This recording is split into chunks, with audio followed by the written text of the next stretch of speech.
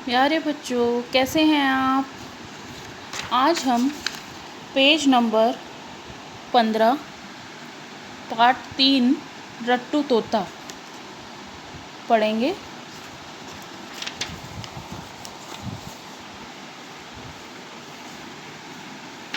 हर एक पक्षी की अपनी एक बोली होती है और वह सदा उसे ही बोलता है, मगर 2-4 पक्षी ऐसे भी हैं जो अपनी बोली की अदल बदल कर बोलते हैं। तोता और मैना 2 ऐसे पक्षी हैं जो दूसरे की बोली की नकल भी कर लेते हैं। तोते को जैसा पढ़ाओ वैसा वह बोलने लगता है। तोते में यह गुण कैसे आ गया? वह मनुष्य की बोली की नकल कैसे कर लेता है? यह प्रश्न उठना स्वाभाविक है। बच्चों, इसमें बताया गया है कि सब पशु जो होते हैं अपनी अपनी तरह से बोलते हैं, अपनी आवाज़ होती है, अपनी तरह की बोली होती है, पर 2 पक्षी ऐसे हैं जो दूसरों की नकल भी कर सकते हैं, जैसे तोता और मैना। वो जिसको जैसे तोता को जैसे पढ़ाया जाता है, आपने कहीं देखा भी होगा कि तोता को बोलने के लिए बताया जाए तो वो बोलने लगता है आपकी भाषा में भी। अब वो कैसे बोलने लगता है, वो सबको मन करता है कि इनको कैसे नकल कर लेते हैं, कैसे क्या है उसके पीछे कहानी। तो यहाँ पे एक कहानी दी गई है, अब पढ़ते हैं। इस प्रश्न का उत्तर थाईलैंड की एक लोक कथा में मिलता है। वह कथा इस प्रकार है। प्राचीन काल में थाईलैंड में एक पक्षी होता था जो थोड़ा बहुत सिखाने पर न केवल मनुष्य की बोली बोल लेता था, बल्कि अपने विचार भी मनुष्य की बोली में प्रकट कर सकता था। इस पक्षी का नाम था लोरी कीट। क्या नाम था? लोरी कीट। एक किसान था, उसने एक लोरी कीट को पाल रखा था। जब वह खेत में जाता तो लोरी कीट के पिंजरे को साथ ले जाता और एक पेड़ की शाखा पर टांग देता। एक दिन जब किसान अपने खेत पर पहुंचा तो क्या देखता है कि पड़ोसी की भैंस ने उसके आधे खेत चर लिए हैं। किसान को क्रोध आ गया। क्या हुआ कि एक किसान था, उसने एक लोरी कीट पाल रखा था और वो खेत में जाता तो लोरी कीट पिंजरे को साथ ले जाता था, पेड़ की शाखा पर टांग देता था। एक दिन जब किसान अपने खेत पर पहुंचा तो क्या देखता है कि पड़ोसी की भैंस जो है उसका खेत में जो भी बोया होता है वो खा चुकी है। किसान को बहुत क्रोध आ जाता है। उसने भैंस को अपने घर में छुपा लिया। दूसरे दिन पड़ोसी अपनी भैंस को खोजते खोजते इधर आया। उसने अपनी भैंस के बारे में किसान से पूछा। किसान ने कहा, मैंने तुम्हारी भैंस नहीं देखी। इतने में लोरी कीट बोल पड़ा, मेरे मालिक ने तुम्हारी भैंस को छुपा दिया है। उसने आज उसका दूध निकाल कर पिया भी है। लोरी कीट सब देखता था तो वो अपने मालिक की बता देता है कि मालिक ने भैंस छुपाई है और उसने उसका दूध भी निकाल कर आज पिया है।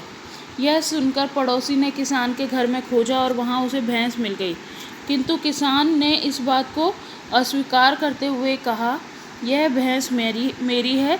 तुम्हारे पास इस बात का क्या सबूत है कि यह भैंस तुम्हारी है?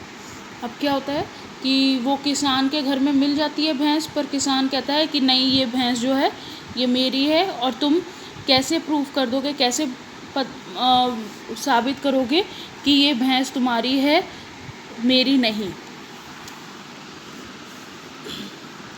पड़ोसी की समझ में ना आया कि वह क्या करे। उसने अदालत में मुकदमा दायर कर दिया।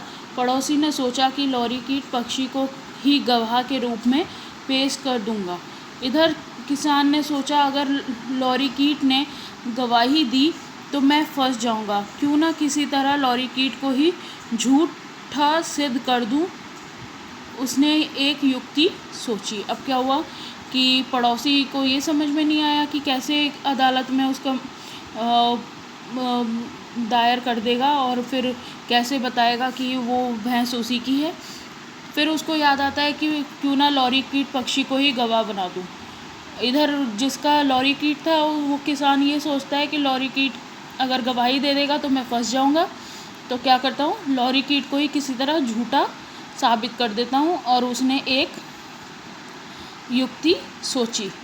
किसान ने लॉरी कीट को पिंजरे से निकालकर एक घड़े में बंद कर दिया। घड़े के मुंह पर कपड़ा बांध दिया। घड़े में अंधेरा हो गया। बाहर चांदनी रात थी, मगर घड़े में बंद लॉरी कीट को लगा कि रात अंधेरी है। फिर उस किसान ने घड़े पर धीरे धीरे थाप मारना आरंभ किया। लॉरी कीट को लगा कि बादल गरज रहे हैं। फिर किसान ने घड़े पर बंधे कपड़े पर पानी गिराया। हल्की हल्की फुहार लॉरी कीट के शरीर पर पड़ी। उसने समझा रिमझिम वर्षा हो रही है। दूसरे दिन मुकदमे की सुनवाई थी। पड़ोसी ने गवाही के रूप में लॉरी कीट को बुलाया। जज ने लॉरी कीट से पूछा, किसान का यह पड़ोसी कहता है कि किसान ने उसकी भैंस चुरा ली है। इस बारे में तुम्हारा क्या कहना है? क्या ये बात सही है?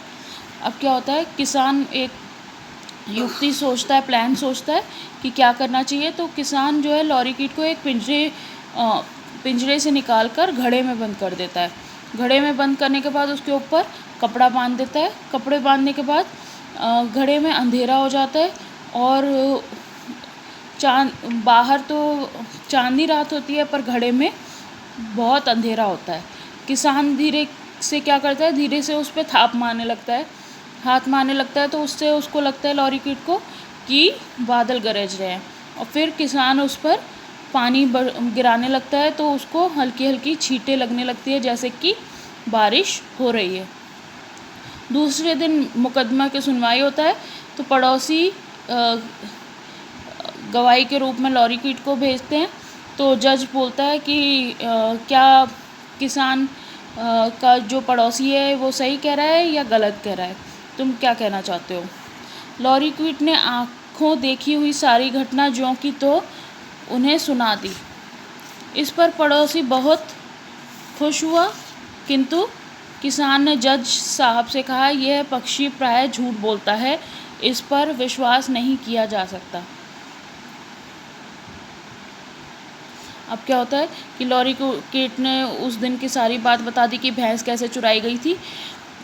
तो पड़ोसी खुश हो गया, पर किसान ने क्या कहा कि ये बहुत झूठ बोलता है और इसका विश्वास नहीं किया जा सकता। जज ने पूछा, पक्षी झूठ बोलता है, इसका क्या प्रमाण है? मतलब वो कहता है कि क्या सबूत है तुम्हारे पास कि ये झूठ बोलता है? किसान ने कहा, आप इससे कोई दूसरा प्रश्न करें तो दूध का दूध और पानी का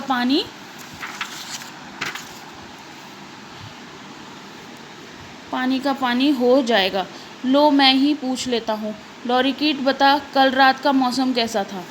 अब क्या होता है कि किसान अपनी चाल चल देता है। वो जज से बोलता है कि इससे कुछ और प्रश्न कीजिए, ये देखिएगा गलत जवाब देगा और झूठ बोलता है ये। तो फिर अपने आप ही उससे प्रश्न पूछता है कि लॉरी कीट, कल का मौसम कैसा था?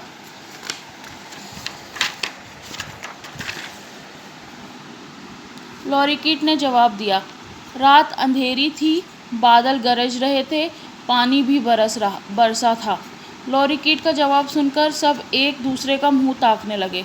जज और अन्य लोगों ने समझा कि लॉरी कीट झूठ बोलता है, क्योंकि पिछली रात तो चांदनी रात थी, ना बादल गरजे ना पानी बरसा था। अब क्या हुआ, लॉरी कीट को जो दिखा था रात वो सब वो बता देता है कि रात अंधेरी थी, बादल गरज रहे थे, बारिश भी हुई थी, पर सबको उसका जवाब झूठा लगता है और लगता है कि वो झूठा है। और क्योंकि पिछली रात तो चांदनी थी, ना कोई बारिश हुई थी, ना बादल गरजे थे। जज ने किसान को निर्दोष समझकर छोड़ दिया। उस दिन से लोगों ने समझ लिया कि लॉरी कीट झूठा पक्षी है, इसे पालना नहीं चाहिए।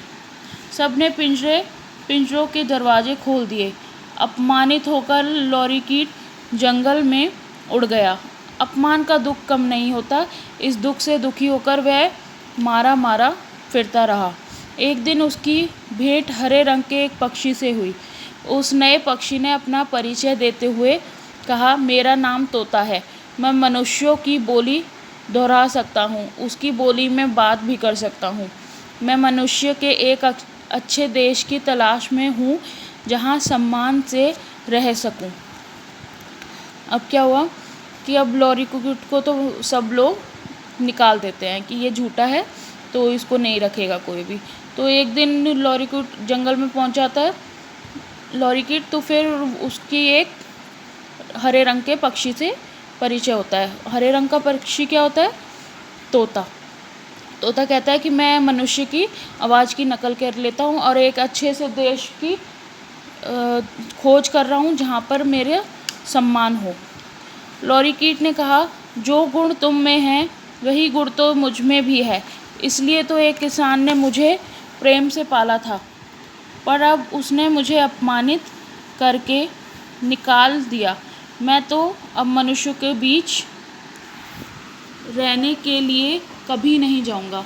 अगर तुम जाना चाहते हो तो जाओ, मैं रोकता नहीं, किंतु अगर वहाँ कुशलतापूर्व रहना चाहते हो तो मेरी एक सीख मान लेना।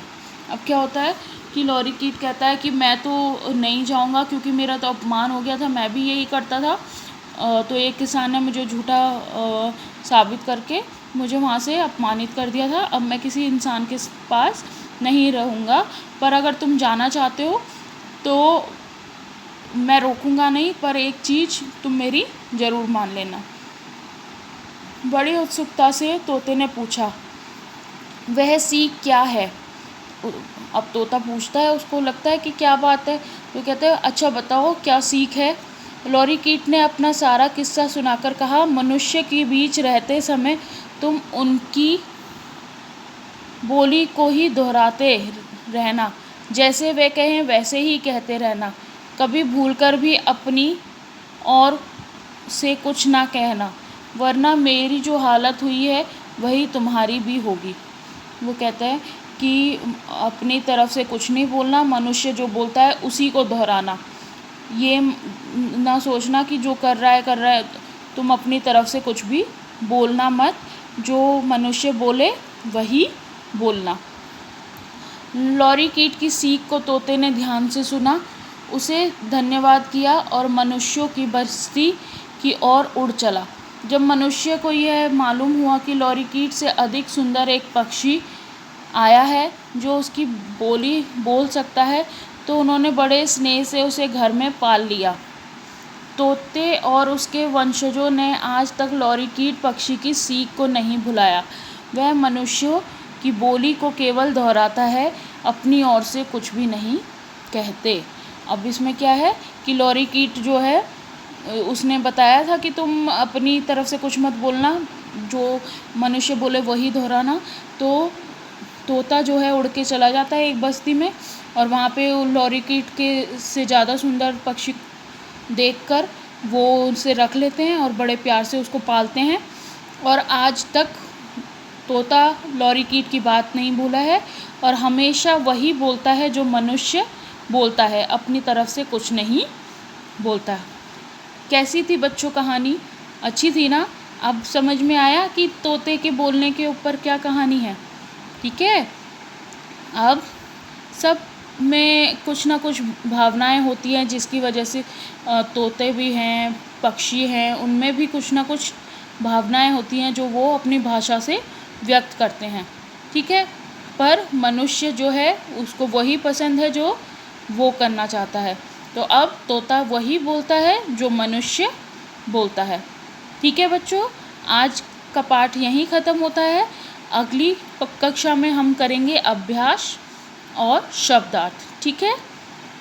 बाय बच्चों।